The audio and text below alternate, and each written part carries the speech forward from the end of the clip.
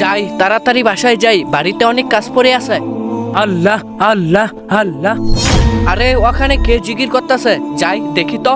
আল্লাহ আল্লাহ আল্লাহ আল্লাহ আল্লাহ আল্লাহ।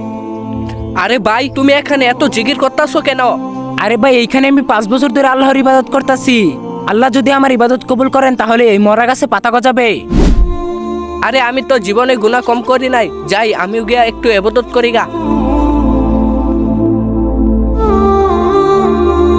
হ্যাঁ, আমি এই মরা গাছটা এখানেই পুঁতে দেই। আল্লাহ আল্লাহ আল্লাহ আল্লাহ। পানি পানি পানি। আরে ওইখানে কে চিৎকার করতেছে? আরে ভাই পানির জন্য ওইখানে কে চিৎকার করতেছে? চলেন ভাই যাই। আরে আমার তুমি ডিস্টার্ব করো না, দেখো না আমি ইবাদত করতেছি, তোমার মন চাইলে তুমি যাও। আচ্ছা তাহলে আমি যাই ওইখানে, দেখি তো কি হয়েছে। পানি পানি পানি। এই নেন পানি।